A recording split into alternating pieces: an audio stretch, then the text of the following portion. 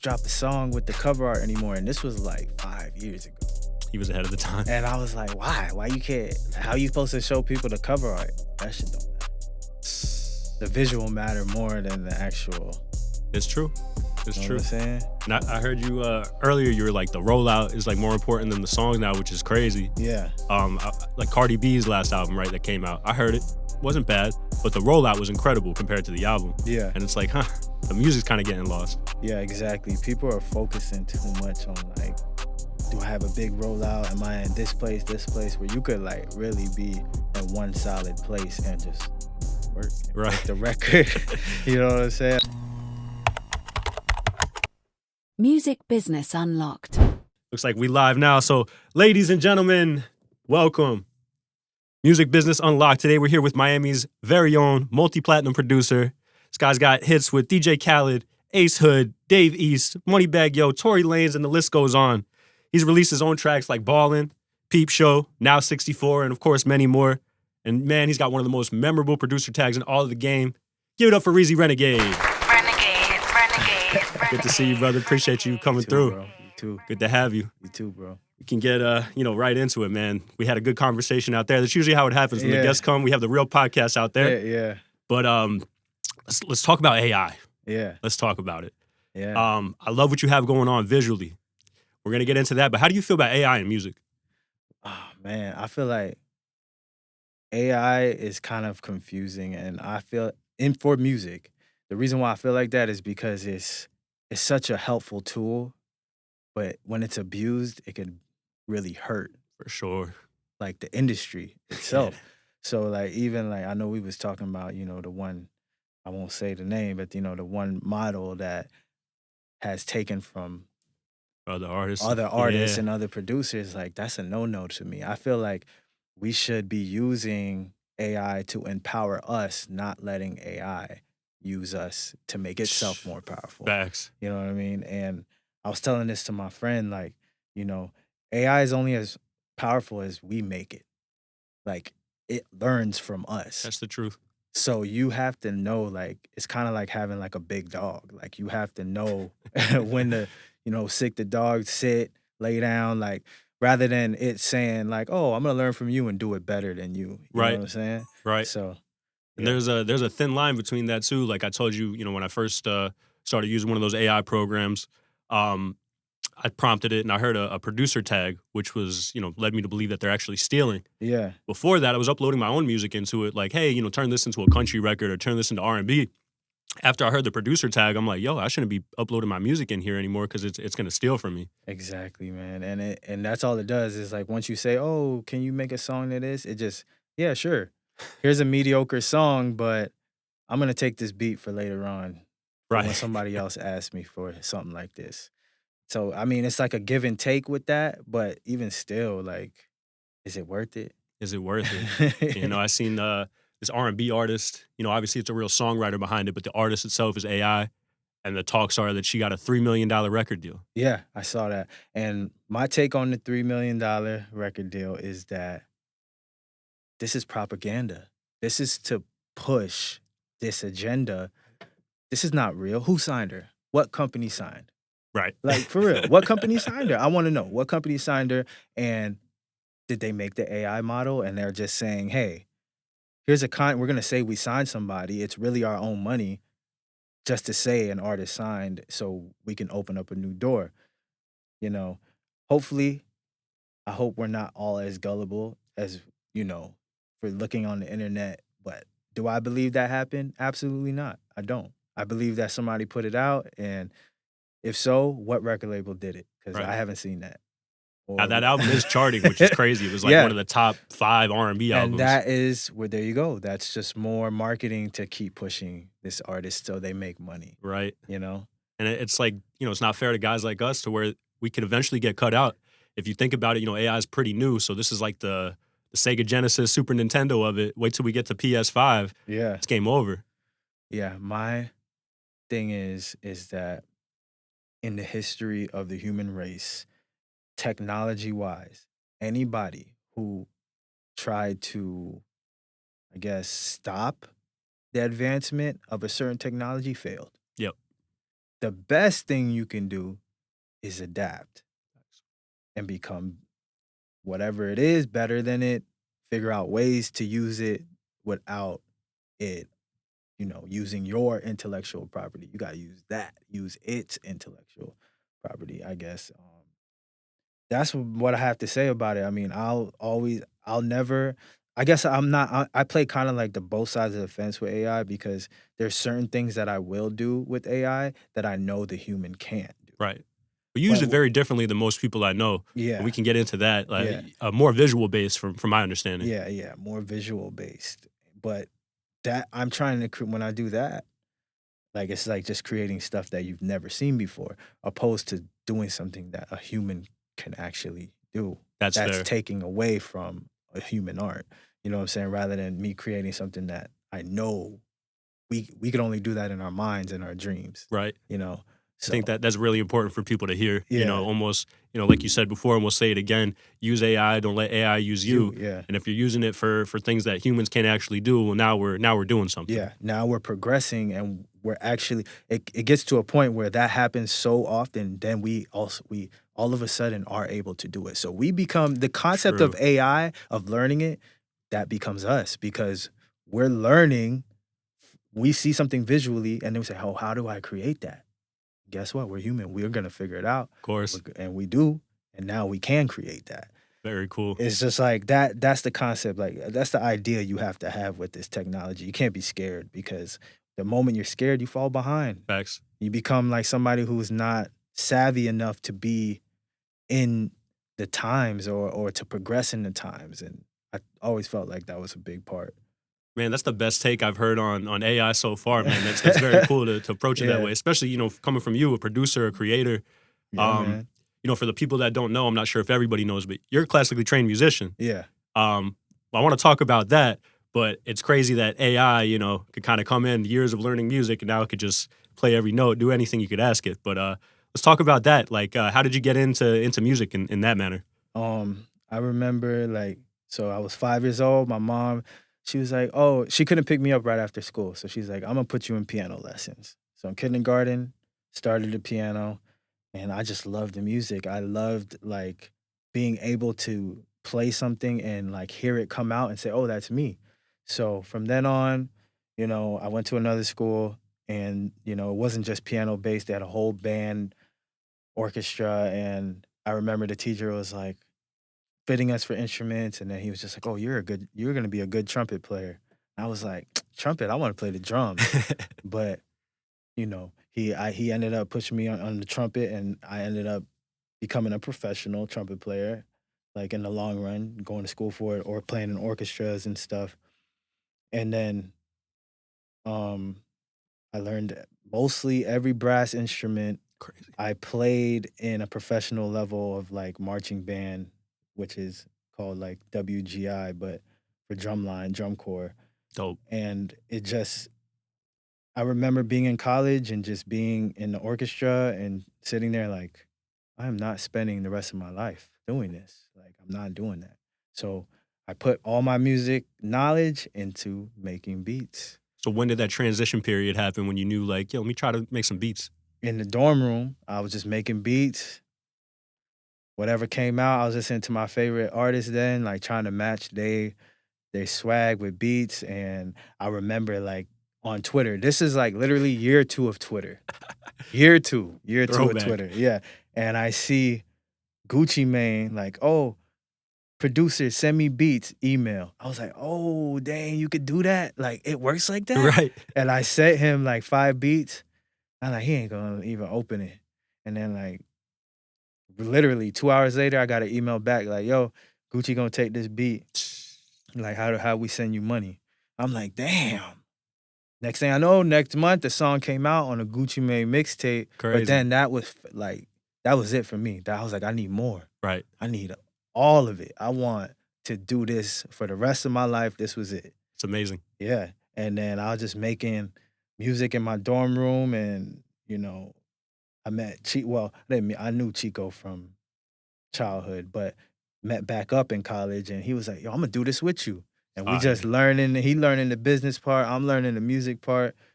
And it was history from then, man. As far as like being classically trained, like that really, I guess, put me like at a different level from the start because I had already knew reading how to read and write music. I wasn't figuring out how to play the music. I was figuring out how to just use the program, Right. which is fairly easy once get Most into definitely. it. I feel Yeah. you feel like you had a upper hand because of Yeah. the whole Yeah. At musical that point, training. and that was like at the peak of my music training. So I'm playing in the orchestra, going home late at night, making beats right So after that. dope. Yeah.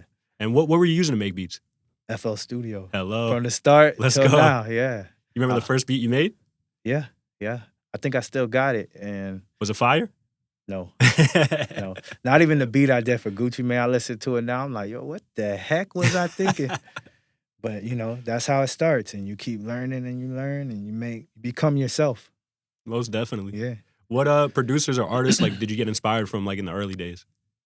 Funny story. So I'm at home in my parents' house, got that little 25-inch TV, MTV's on, and the song "Holla Back," well, "Youngin" by Fabulous comes on, Oh, yup. and I'm like, yo, how they make those sounds like? How does that beat? Like, who made this? Like, what? And then I figured out Pharrell, and I started listening to all Pharrell's beats. Cause as a kid, like you can't decipher the producer from the song. You think the rapper, whoever it is, it made that whole song, everything. So once I started figuring out, like, oh, there's producers, I'm like, oh snap. So now at this point, I'm trying to figure out how do they do that? Like, how are they making these sounds come out? Right. And I'm classically trained. Are they playing every instrument to get these sounds? What are they doing? And then I just find out doing research, synthesizers, all this stuff, FL Studio, Fruity Loops at the time. Yup. Fruity Loops. This is what it was called. I You was remember on which version it was? one. Holy shit. Well, it was made to be a video game.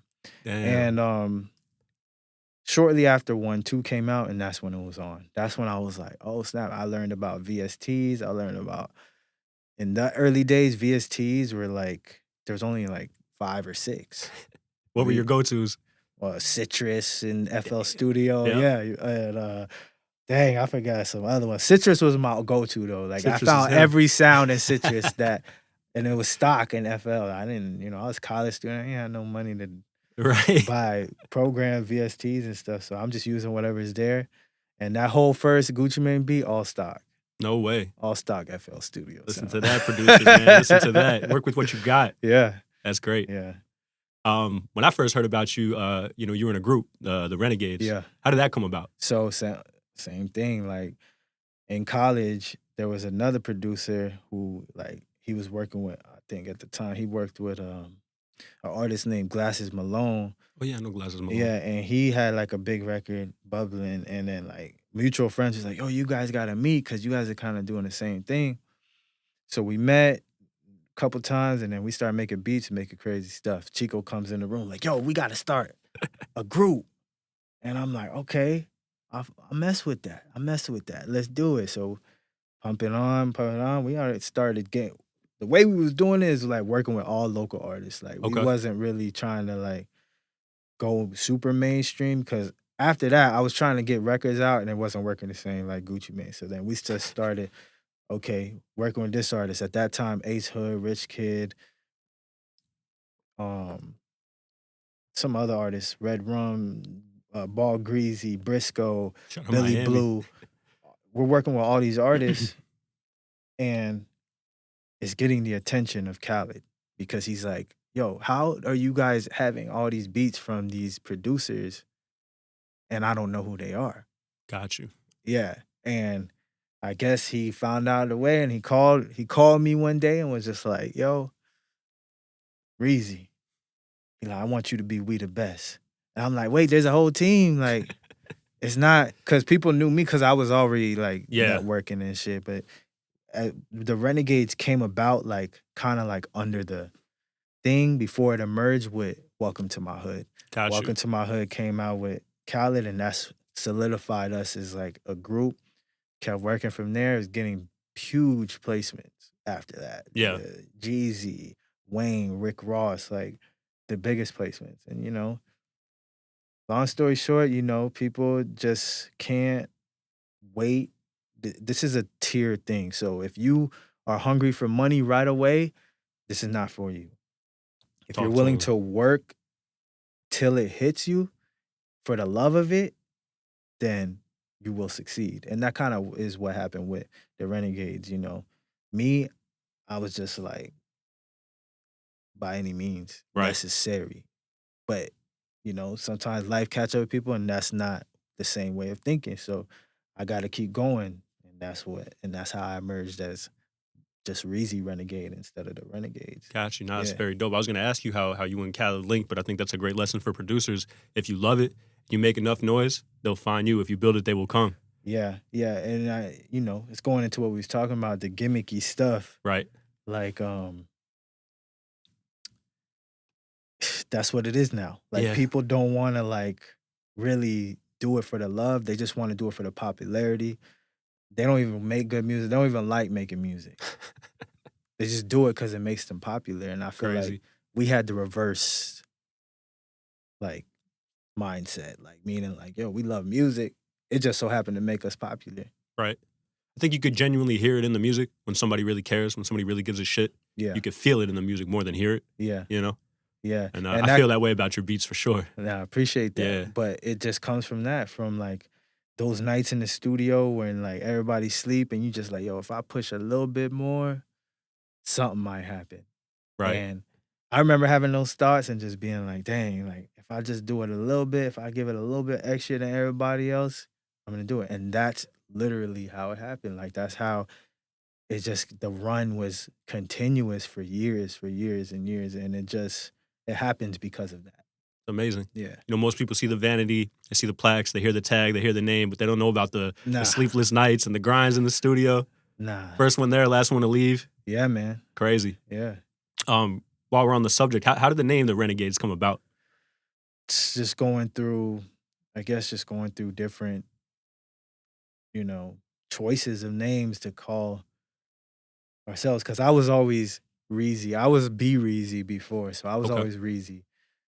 I didn't want to lose Reezy in my name, so we had to do something that whatever we had in our first name, it could match the last name could match it. So That's fire. Renegade. So the other producer was Mev. So Mev the Renegade, Reezy Renegade. Like even at one point it had Chico Renegade. Like Okay. it could be like I don't know. It just was rolling off the tongue. That's fire. It felt good, you know. I'm gonna change Chico's name on my phone to Chico Renegade now. That was his Twitter handle for years. Hard. Chico Renegade. Yeah. I didn't know that. That's funny. Yeah. For those that don't know, Chico is your manager. Yeah. Man, I feel like, you know, from the stories I've heard, he played an instrumental role in, you know, a lot of the stuff that you have going on. Can we Yeah. talk about that a little bit? Yeah, definitely. Like I was saying, met back up in college and started the journey with me, still with me. And it's just somebody who is like, it's hard to in this industry to find somebody you trust and just to handle what you need handled and know what you need handled without so you can concentrate on being creative. And that's kind of like the role that Chico plays for me is like he's like, yo, you do the music, I'm gonna make sure you good. And that's like It's amazing. always been the relationship. Yeah. I feel like that's important for other producers to hear, where they're like, yo, I'm just trying to get a manager that maybe work with this guy or that guy. At the time, you know, he hasn't worked with anybody. No. Even when you guys first met, it's just a matter of loyalty and Yeah. trust. And that goes a long way. We met these artists together. Like we met up, we were doing he was the one like, yo, you gotta get up. It's 1 a.m. Jeezy's at the studio. You gotta go. You gotta go. Like, and he would go and meet them at the same time. And like, I'm the manager. Like, and that is how you do it. But it's better to, like I keep saying, build. Like, Facts. nobody wants to build no more. They want it overnight. So you're gonna get overnight results. You Like know, that. you hear it from you, it takes 10 years to make it overnight or Yeah. however long, you know? Yeah. So, crazy. Yeah, man. When you first started getting in these rooms with like bigger people, were you nervous? Were you confident? I think Khaled kind of pushed that out of us of being nervous because he was the most intense in the studio. So like when you got around other artists, you were like kind of knew how to play the role of being an actual producer and not just playing beats. So like you get in there and you know you do play the beat. When they start doing it, you got to get in the zone. This is a moment that could make or break whatever you're doing, whatever song you're doing, or whatever, however you wanted yourself to be portrayed. So I feel like I tried to always go in with confidence, not definitely not cockiness, but humble confidence. I do know what I'm doing, and I just please just hear me out. Right. And it would always work like that. Rather than you coming in like, oh, my beats is hard.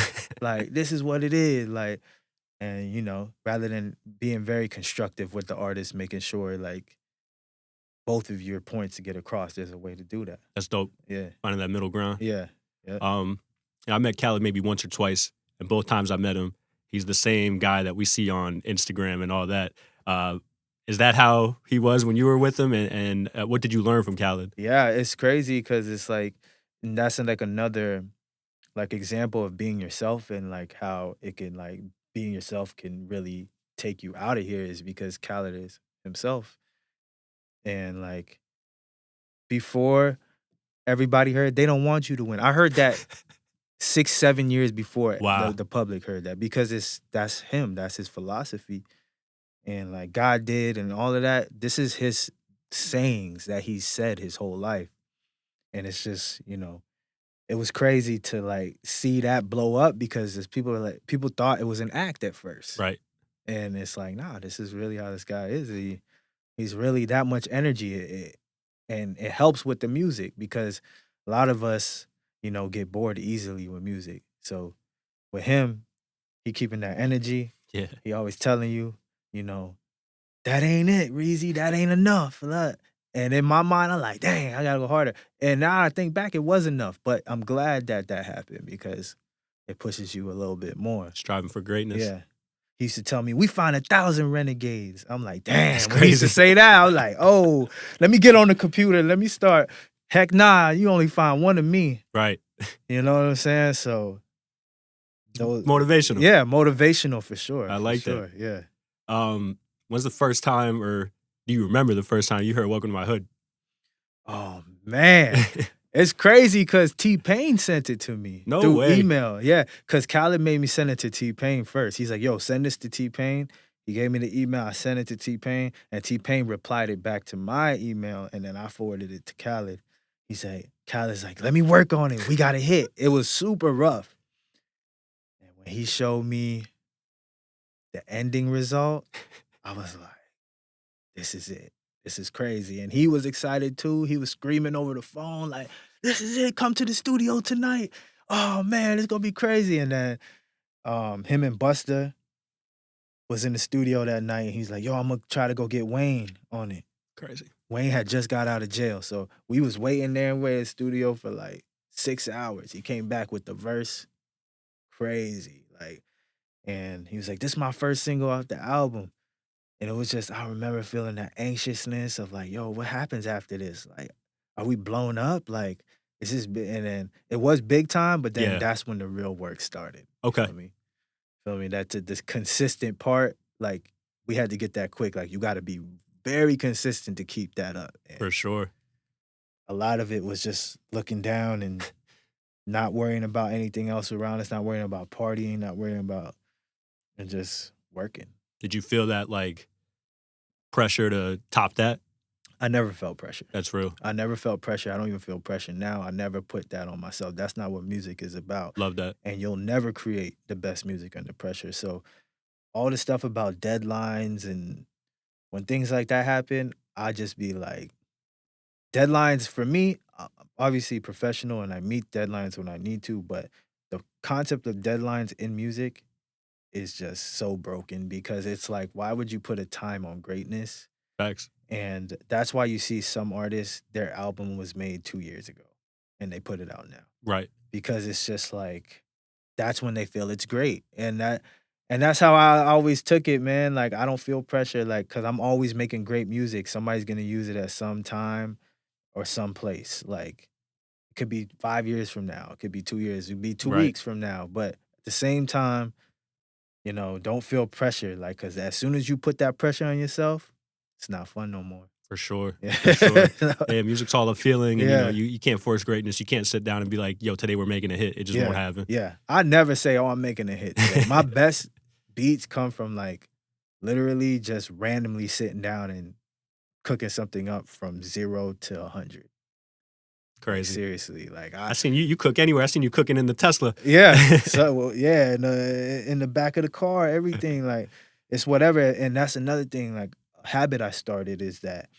no matter what time in the night, I have these, like, melodies in my head. Whatever time I get a melody, I put it down. It could be 3 in the morning. It could be 6 in the morning. It could be 9 p.m. Anytime I'll go and put down at least a melody, and I'm like, all right, I'm going back to sleep. When I wake up, I'm gonna construct it just so it comes out the way that I hear it That's right when amazing. I hear it. I think that's really good advice for people too. Like, if an idea comes to you, don't let it pass you. I seen a lot of producers that I work with, and I heard, like, they'll tell me a melody, and I'm like, yo, that's fire. And then when we get to the studio, they're like, we're gonna put it down. 2 hours later go by, like, what was it again? Like, Oh no. yeah. And Yeah. that can't happen to me. So I'm just like, yo, let me put this down right away. Respect. Yeah. Respect. How do you approach like producer collaborations? Man, I mean, me, okay, this is truthful. I gotta be truthful. So Okay. I love collabing. I love collabing. This day and age has made me a great collaborator. But earlier in my days, like after getting out of being in a group, I didn't really like collabing so much because I had so much like ideas that I wanted to construct a sound that I felt like only I could construct it the way that I was hearing it. That It makes sense. wasn't about like who was around me or it was just more about like I had the vision as a producer to create, not follow trends, but create the trend. Love that. And I felt like that came from me just being able to be me rather than, collabing with a bunch of other talented people and it's just a bunch of ideas into one beat rather than me making a solid sound and like, oh, that could only come from him. Right. You know what I mean? These days, I love collaboration. Like, Okay. yeah, these days it's like I feel like the game is based now is more around collaboration. Like when I listen to like Travis Scott songs and stuff like that, and Drake, and I hear like four switch ups in the beat, that's super dope to me. Cool. And I felt like that's an amazing way to collab rather than like everybody's putting one sound into a beat and then it starts sounding like too much and you know we all have our strengths and our weaknesses and that's the point of collabing, but at the same time you should have your self identity before you can add to Most definitely. others art. Yeah. You get what I'm saying? So it makes it something Bring rather something to the it's not table. the same you're making the same as this guy and this guy's making the same as that guy. So then it literally you don't know who did what. Right. But then you should be able to say, "Oh, snap. Reezy did the drums, Dino did the keys, Playback did the synths." Like you should because of the style of play. Like that's Right. how I see like, you know what I'm saying? Like collabing, working like in a way where it benefits all the producers. Now That's you just very see a cool. million names and you don't know who produced what. Right. There won't be another like Pharrell, JD, like Timbaland, Metro. Like there, it's hard to be that because of so much collaboration. Yeah. You get what I'm And saying? nah, most definitely. Yeah. Most definitely. And people kind of have that pressure too. Not saying you, but a lot of people have that pressure where they need to sound like the last hit that came out and they all try to sound like each other. And then they do the opposite of what you said, where they're not being themselves. It's crazy because I go back and listen to like the hits I had, not placements. I'm talking about the hits, Yeah. and none of them sound the same. You That's can't awesome. say that this sounded like that, and that sound. You could say that's Reezy, but you can't say because. And that was the thing I wanted to do is like I wanted to be different because you could. There's an end date to all of this, Right. but if you can never pinpoint or get tired of a sound that I do, then I extend that end date, and that's really how I thought. I love that. Yeah. How do you approach collaborations like with artists? How do you kind of cater to their sound with staying true to your sound? Um, in the beginning, I would always try to cater to the artist sound and try to make records that I heard them do with other people and like what made me love them. But then I just started like trying to hear their voices on my stuff, like internally. In me, I would like I hear like some rappers in my head and I make a beat and you might say, "Oh, this is not for them," but I hear them in a way and I send it and it'll hit because Okay. it's like one, they don't want the same thing over and over again. Two, everybody wants to be different at some point in their career as an artist. So it's like for collaboration nowadays, I just literally make what I want. Love that. I don't try to fit a mold and say, oh, for Quavo, I gotta send him something like bad and bougie. Like, nah. He gotta hear something totally different. That's what made that song a hit. Right. You know what I'm saying? So now I just try to I call it like shooting in the dark. I don't mind shooting in the dark. You know what I'm saying? That's So dope. yeah. That's dope. I seen you, even at this studio, you've locked in with artists and done like full projects. Yeah. How do you approach that? Is that any different?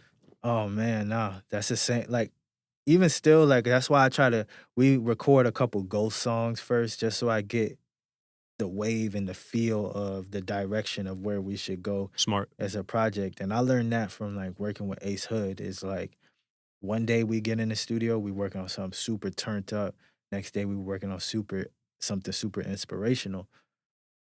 And it just taught me to like, keep your options open. Just because you're working with such and such artists, they do this, they do drill, whatever.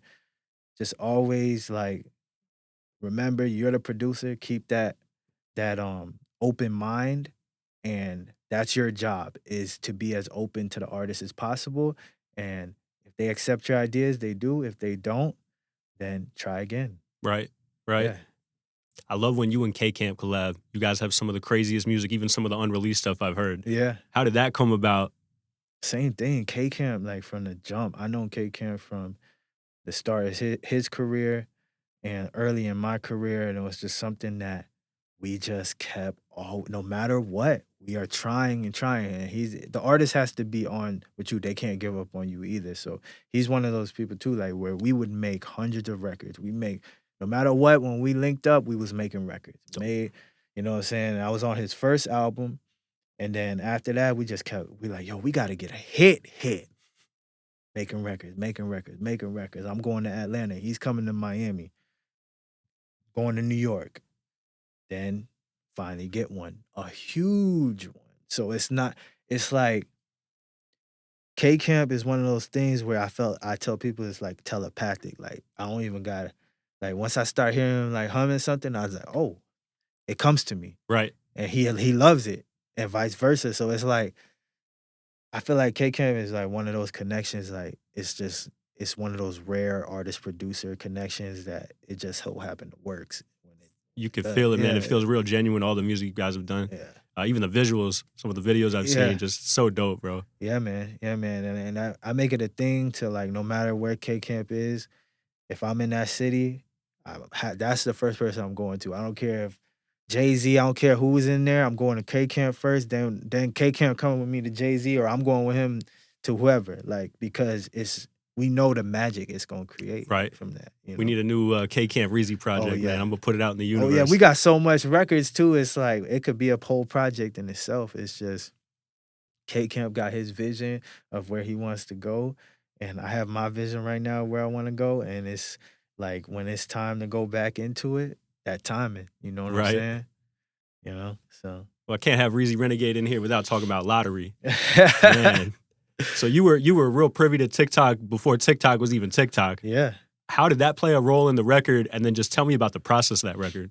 Okay, so I'll start with the process. The process, we were in New York, and we were in Warner Chappell Studios in New York. Shout out Warner. Yep. And K Camp came and worked with me, and I was just going through beats. I'm going through what we usually do, and Lottery beat comes up, but it's just the same drum loop you hear. Okay. And I passed it, and K Camp was like, "Nah, go back." I'm like, "What? It's a drum loop, dog. Nah, you tripping." So then he's like, "Nah, bro, go back."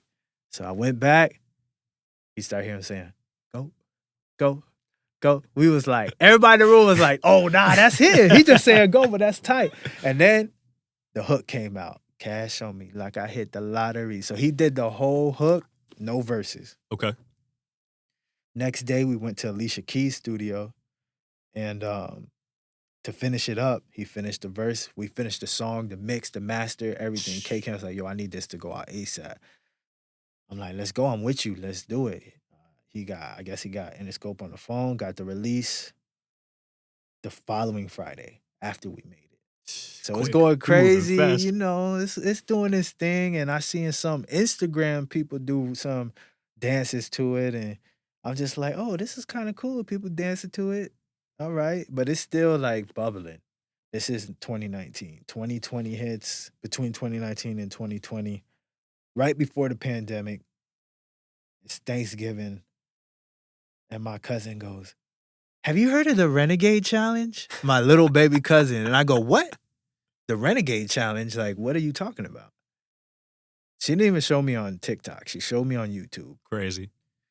And I'm like, "Where is this? Like, what?" I was like, "That's me." And my cousin's like, "That's you?" And I'm She didn't like, even know "Yeah." that. She didn't She even didn't know know it. that was my music. And I was like, "Where is this?" So she's like, "TikTok, go on TikTok." So I download TikTok. Bro, the TikTok was so primitive at this point. Like, it was not what it is now. And I remember literally opening for the first time and going like this, "Psh, Renegade, psh, Renegade, psh, Renegade, Renegade, Renegade, Renegade." I'm like, I called K Camp literally Black Friday after like, "Yo, bro, this shit is going crazy. Like, this is I've never seen this before. What is this? Unbelievable. Like, what's going on? Like, how do we like, are we making money from this?" And K is like, "I don't know what this is. Like, I don't know." So it just keeps bubbling, bubbling, bigger and bigger every week. When you think it's gonna die, it's going bigger. The next biggest celebrity in the world is doing it. Yeah.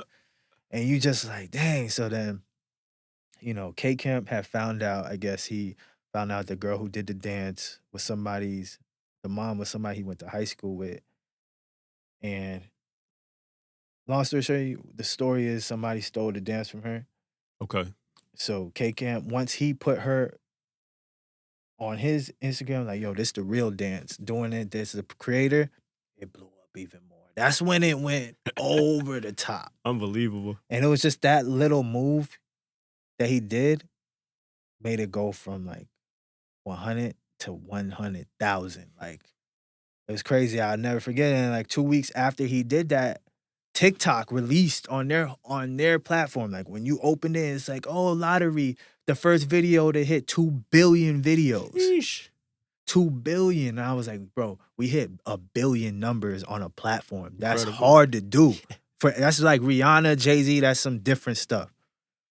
Till this day, the model created to push songs on TikTok came from lottery.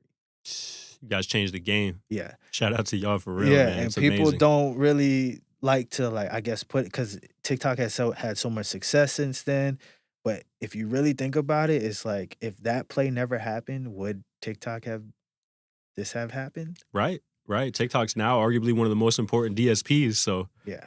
I give a lot of hats off to K Camp and Reezy and the lottery, man. Yeah, man. I know for a long time people thought that record was called Renegade. Yeah, yep. It got to a point where even the label had to put Renegade in the parentheses of the song just so people could search it and find it more. And once they did that, you see the streams like overnight went crazy because it was just a search thing, like because Little SEO action. yeah, Yeah. yeah. So yeah, man, Who it's did what that a tag, time. by the way? Man, it was crazy because I'm in the studio with Ace Hood. Khaled had just left. He's like, "Man, y'all tag is I don't like that. Like it was like a real deep voice, like the Renegades, like." Okay. And he was like, "Man, I can't put this on the beats. It's too aggressive." And so we're in the studio late at night, and we're not even at this point trying to think of a new tag. We're just like, "Man, we just need to think of something how we could stamp the beat." And then Ace Hood at the time, he had a friend. She was in the booth or something, and he said, "Say the Renegades," and she said, "The Renegades." And then the engineer, he cut it like. And then he like put some effect on it and then sent it to me. And then I put some more effect on it and did some stuff. And then that's the tag. History, Yeah. man. Yeah. Beautiful. Beautiful. Um, do you feel like you make better beats in the studio or at home or in the car? I think I make the best beats at home. Okay. How come? Just because I'm so sporadic of when I want to create, sometimes it's like hard to say, "Oh, I gotta go to the studio and do this." Like I could just really like lay everything out and say and take my time on like creating a beat to where it's supposed to be rather than like in the studio. Now, I prefer recording actual process of making the song in the studio. Right. Now, in your house, that it kind of takes it away. But I like to be chilling, what I'm saying, a cup of coffee or whatever, working, got the TV on mute, and I'm Yeah. just cooking up. I mess with that vibe right That's there. dope. That's Yeah. dope. More comfortable. Yeah. Let the ideas flow freely. Yep. Yep. Yep. And I would put my robe on and just chill. Yeah. Let's go. Yeah. How do you feel about samples? Do you use samples? Yeah. Yeah. It's crazy. I want everybody plug samplet.io. It's a new website where it will show you samples that you've never heard before, low view samples, and it helps you actually clear the sample. So Interesting. yeah, I love sampling. I strayed away from it because of just the process of getting it cleared and the amount of money you lose. And let's talk about that. This is Music Business Unlocked. So Yeah. how does that process work, and how does it tap into like your publishing side and the money? Yeah, so if you use any master that was already out that generated money, if you use it to make a song, you have to clear that master. Now, and what it takes to clear that master is usually money. If you don't have money, then you have to give away a huge percentage of the record, which is at least probably 70%. Sheesh. Yeah. On a good day, 80%. I mean, you'll get 20% of a sample. Right. I've sampled some of the biggest songs. I've gotten cleared some of the biggest songs, and they are not my biggest grossing songs Got you. because of the samples. They're good songs to get your name out, but are you making money from them? No. So I found ways to just get around sampling, but still keep that same aspect of it, whether it's sampling myself, sounds I want to hear, rather than taking from a master record. Because did those records take from people? No. Right. They're all original. I feel that. You know I what I'm feel saying? that. So it's like, as much as I love sampling, hey, if it's an art to people and they don't care and they just want to hear that beats, like I know, like when you listen to like boom bap and you listening to like, heavy rap, you just, the sample is part of that essence. You Definitely. know what I'm saying?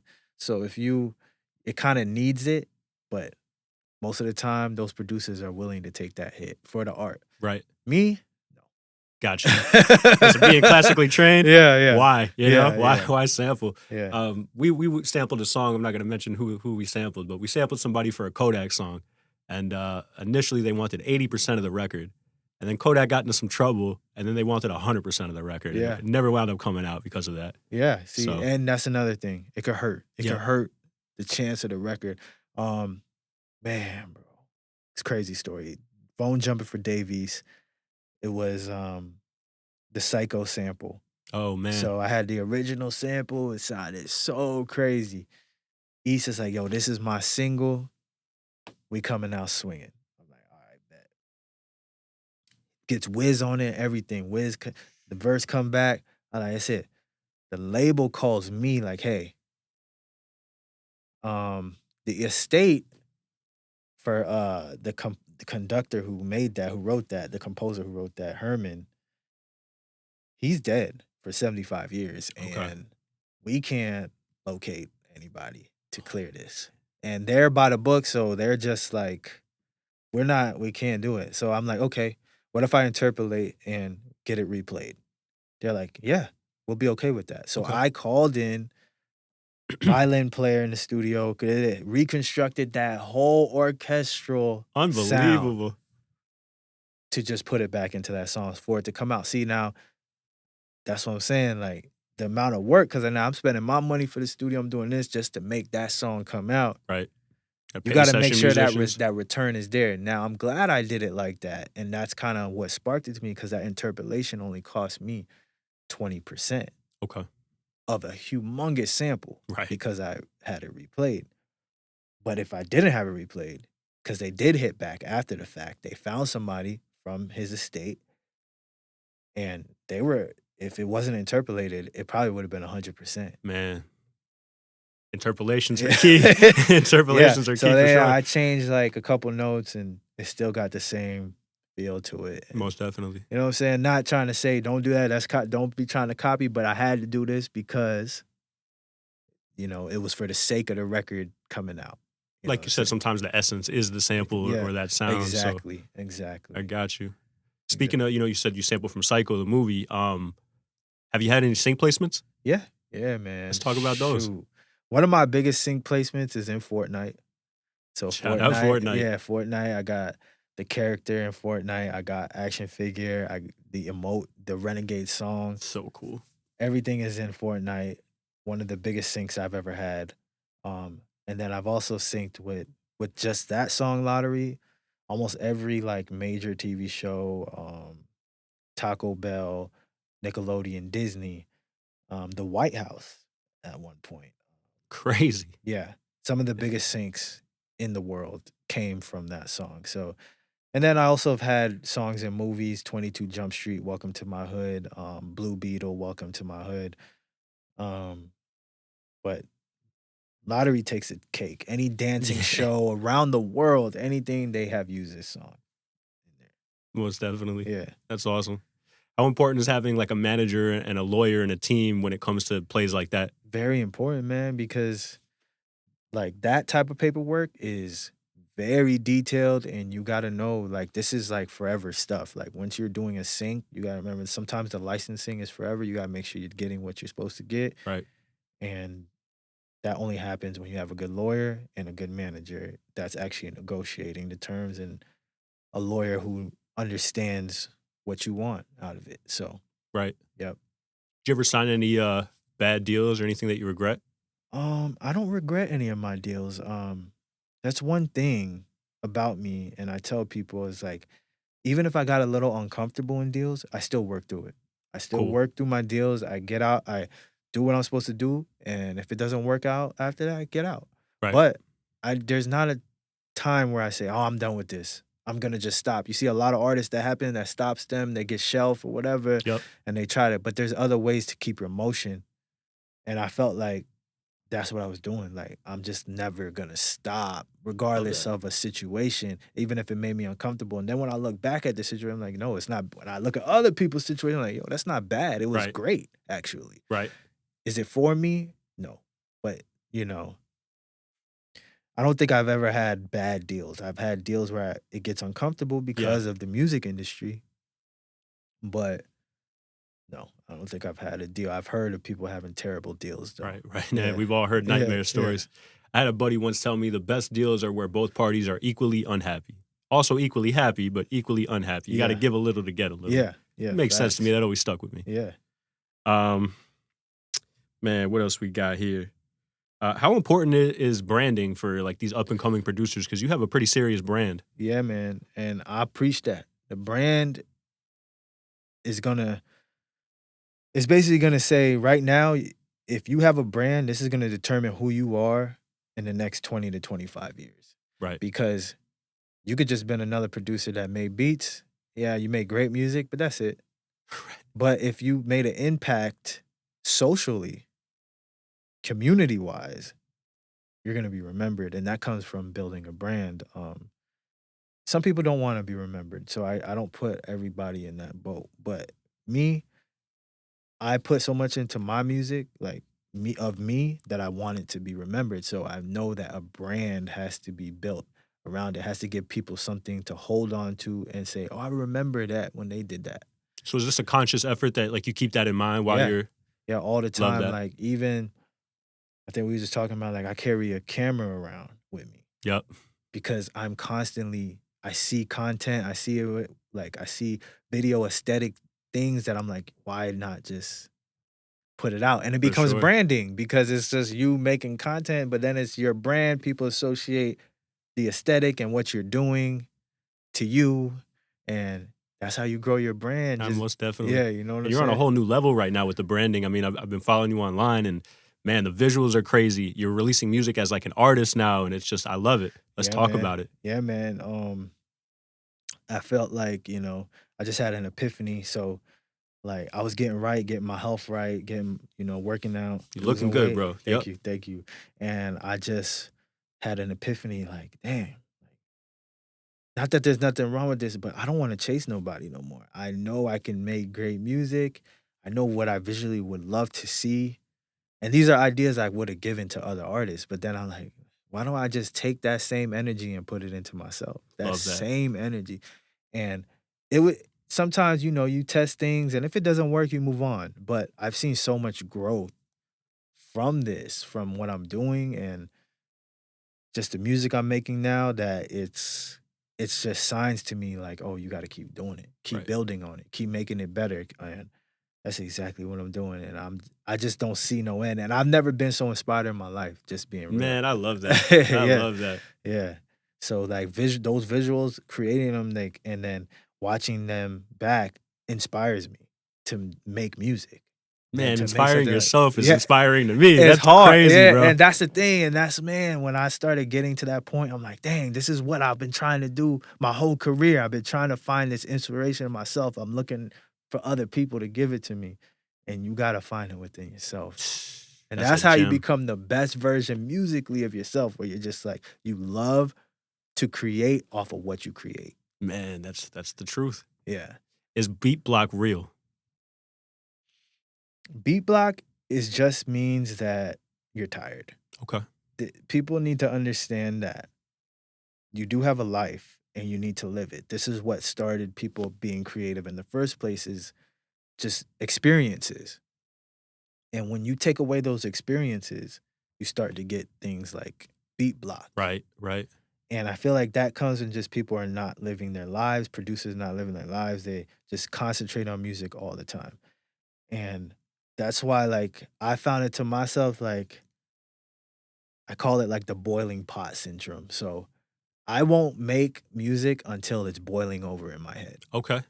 So it's like meaning like that stops beat block from happening. I know people say, "Oh, you got to make 10 beats a day, 100 beats a month." That's crazy cuz it's quality over quantity forever. I don't care what nobody say. So at the end of the day, Preach. I got this thing where when it bubbles over in my head as far as like an idea in a whole, this is not just parts of it. Like in a whole, I'm like, okay, time to create. Boom, boom, making it. And that might last for 2 weeks. And then I might say, okay, let me go travel, see some other things, inspired back. Boom. But beat block happens when somebody is just like every day, night, morning, they on their computer, they're working on beats because they're thinking that's gonna make them better. Right. Because people, that's what we've been told. Like, For sure. practice makes perfect, but the right practice. That's why whatever trainer you have determines how good of an athlete you're gonna be. Correct. Facts. Facts. So that's kind of how you got to put that into perspective for music. Is just that you got to train your brain to understand that yes, you're a musician, but yes, you have a life too. Because then once that happens, then you know how to separate it, and there's never beat block. For sure. And I feel like going through things too kind of inspires you, Yeah. whether it's good or bad, Yeah. just some life experiences. Yep. Yep. Does the same thing apply to like when you work with artists? You make great music with K Camp. Do you guys have a serious relationship outside the studio? Yeah, man. I mean, we just be talking about regular stuff. Like I said, sometimes we don't even gotta make music. It's just, and that's very important. Like for us to have relationships with these artists, like you can't just be sending beats because what type of music you gonna make from that? There you go. You know what I'm saying? You gonna make robotic music because you're just making it's just a motion that you're doing to create a song rather than saying, "Yo, I got this idea. Check this out." Oh, and then you could add that. Then the artist telling you like, "Yo, I can hear this on there," and it's just that Yeah. cycle, man. You can't just put yourself in that thing where you're emailing beats and you're satisfied with that. You gotta try to get a relationship. You get a couple records with one artist, yeah. Try to fly out to them, drive to them, be with them, go to a video shoot, whatever. Just be with them and keep building that relationship. It's super important for these up and coming producers to hear because, like you said earlier, I got to make 100 beats a day to Yeah. compete. Bedroom warriors. That's what I call them. True warriors for Yeah, sure. because that's what they do. They on Twitter. They Twitter fingers and they making beats and they're streaming. But you gotta understand, there's gonna be a big disconnect in your music between who you're producing for and yourself. And you know, this kind of like I feel like it lowers your chances of getting a super hit record.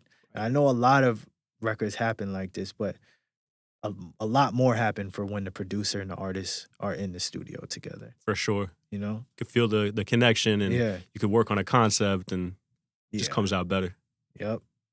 Do you rap? Do you write, songwrite? Yeah. So like even like on all my songs that I just put out, that's all my vocals. Oh shit. I'm engineering the whole thing.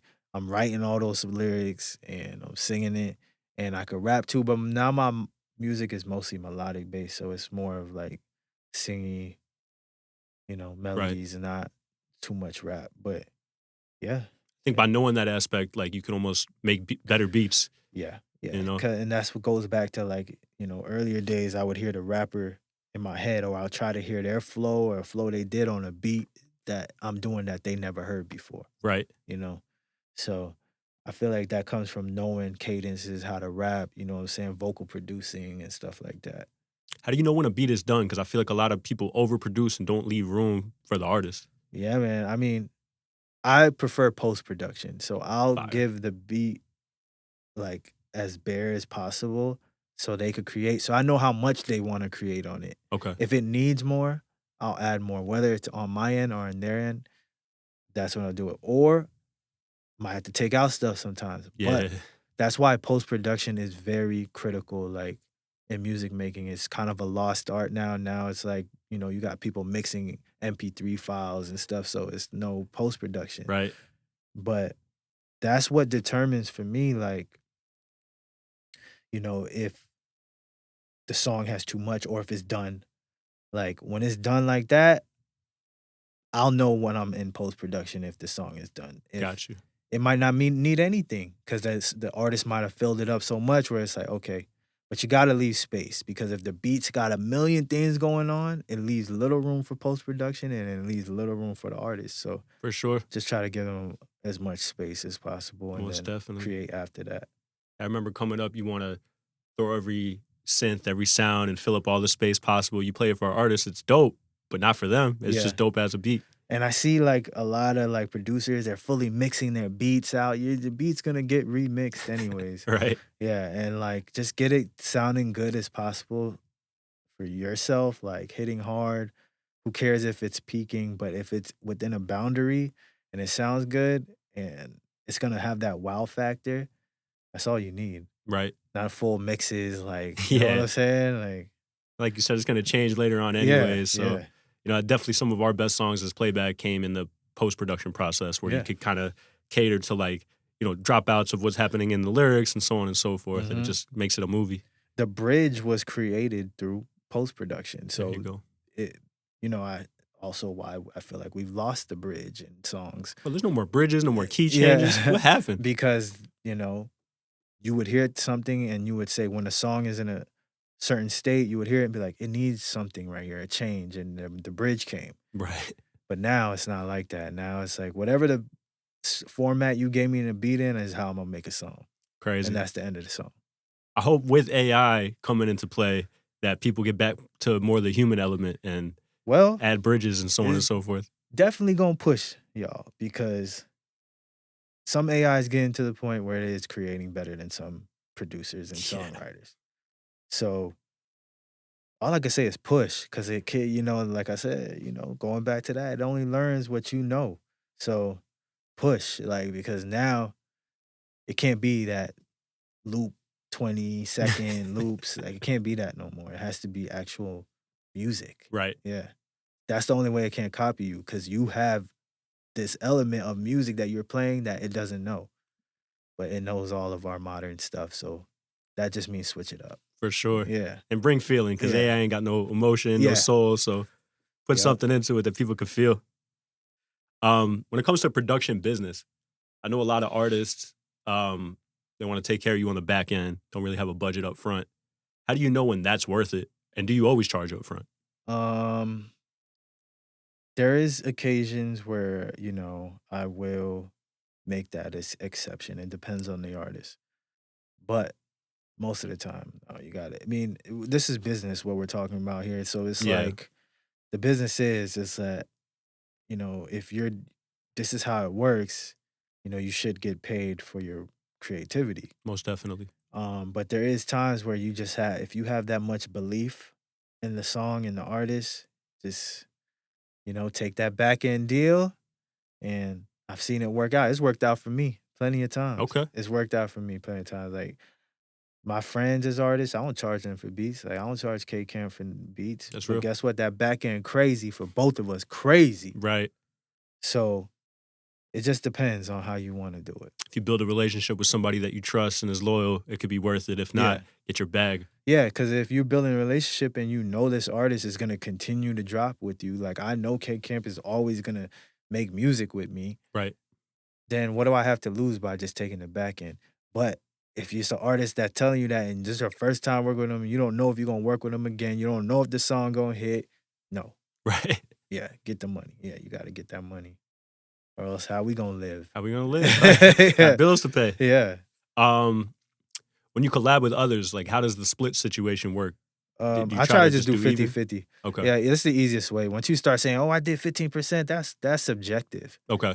You feel what I'm saying? So it's like if you're in the room and you're creating or whatever, I just try to say split it. That's the easiest way. Split I it agree. evenly. I agree. Yeah. Did that ever backfire on you where like some guy just added a hi-hat and he wanted, equal amount of percent? No, because I only when I was working with Kanye, he put this in my head like, "Oh, only work with people just as good as you or better than you." That's subjective once again, but also it helped me decipher like who's gonna do shit like that and I who's got you. not. I got you. You know what I'm saying? So none of the guys that I've ever worked with has ever came in and just added one hi-hat and said, "Oh, I need 25% of this song." Okay. No. Like the guys that I work with, including y'all, like, I only work with a certain amount of people and we know like when we get in there, boom, it's split evenly. Yeah. That's the type of like producers like I like to keep in my circle. That's dope. But the ones who like very nitpicky on it, it's just bad for business, bad for their business, and it's gonna turn bad for you too. So in the Sure. long run, Bad for the music too yeah, at the end of the day. yeah, you know? because there's enough for all of us. If we are collabing and that's it, just split it and do 5 more. Right. Right. You get what I'm saying? Like, but if you're in there like, oh, I need 25%, I added a triangle, that's the last time. Right. Yeah. That's the last I time. got you. Yeah. Most of the people that we work with where it's like you said, it's unspoken. I don't think we've ever really talked about it. And it's just, we know what we're doing. We're bringing something to the table. Yeah. And it is what it is. We keep the business kind of outside of the studio so the ideas could be creative and free. Yep. But, most people that are on that mentality, you can kind of just feel it. You just know, Yep. It's a beautiful thing. Any dream collaborations that you haven't accomplished yet? Man, I mean, I've actually started expanding like my mindset as far as like collaborations, like not so much certain artists, but I'm trying to like I want to get more.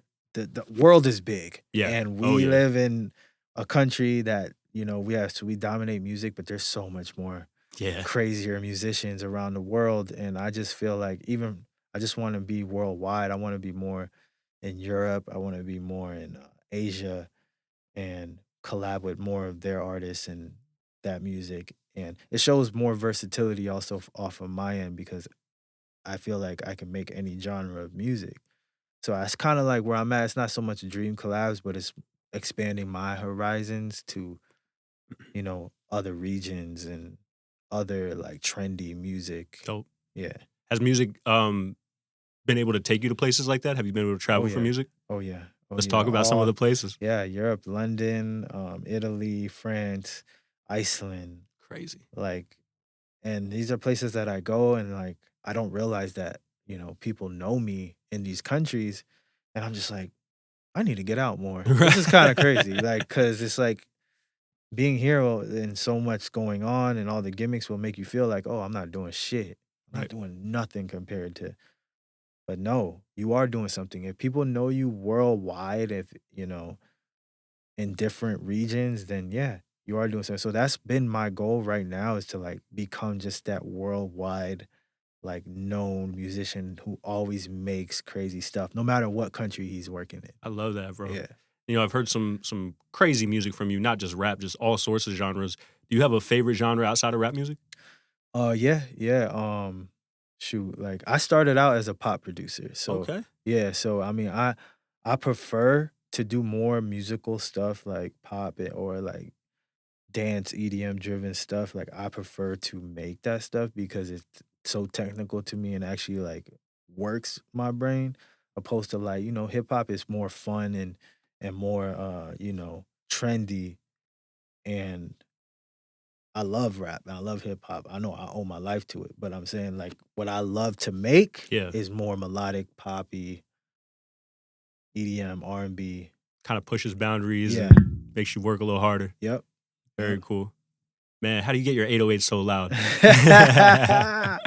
That was just honestly, it's leveling, man. Yeah. I feel like people got this misconception that the 808 is like, oh, I gotta fit it in and compress it. Over compression is what kills these 808s, man. Talk to 'em. Yeah, you gotta let it breathe. That's it. Take that as you will. Let it breathe and just, find a good 808 and also note length. Note length is a big thing. So, the 808 has to fit. The length of the 808 should fit the melody and the drums the other drum percussion that you have in there. So a lot of people just would have one boomy 808 and be like, oh, this is it. Nah. That's what's gonna make it know if it fit or not. That note length stop right where the other instruments start. Fire. There you go, man. Yeah. Take it from this guy. We had a lot of people at our studio, tons of producers. Nobody makes the speakers knock hard as this guy. So Yeah, that's a man. gem right there for sure. Yeah. Any up and coming projects that you want to let the people know about? So I don't have a date on it, but I am working on my album. It's called Dreamcore. Go to my Instagram if you want to know what Dreamcore is. Let's go. Yeah. Let's go. Let's see here. We just about towards the end. I got a couple of fun one-off questions that we could just, knock out if you're cool with it. Okay. If you weren't making music, what job would you have? I'll be a dentist probably. Oh shit. Okay. Yeah. Before I left music, I was in school to go to dental school at Nova. Didn't know that. I went to FAU. Shout I out was to gonna- FAU. Yeah. I was gonna go to Nova for dental school. And then instead I took the contract with Khaled. So Life changing. yeah. Very cool though. Okay. You have a favorite spot to eat out here in Miami? Dang, yes, I do actually. Okay. Bourbon Steak by Michael Mena. That's my favorite place. This place is crazy. Yeah. Yeah. Yeah, I love it there. You got a studio must have? Anything you can't like produce without that being in the studio? No, No? actually. No food, no drink, no nothing? No, I Cool. don't really need nothing, yeah. I said before I seen you produce in the car, but what's the most random place you ever made a beat?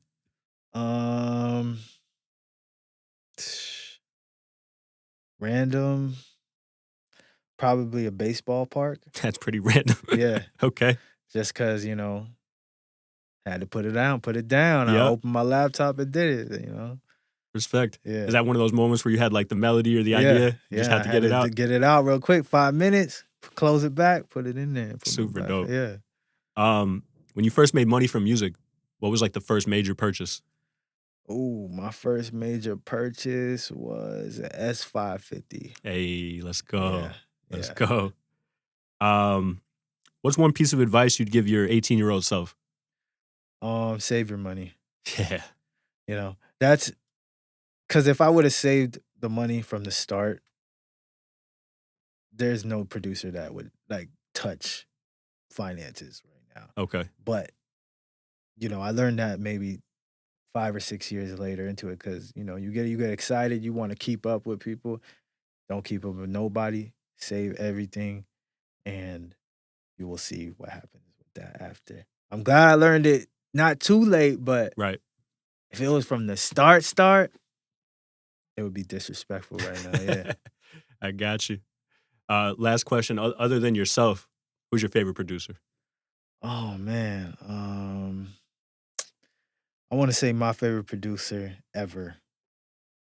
It's a two-way tie. Okay. It's a two-way tie between Pharrell and Timbaland. Respect. Just because they molded like that start of me making beats.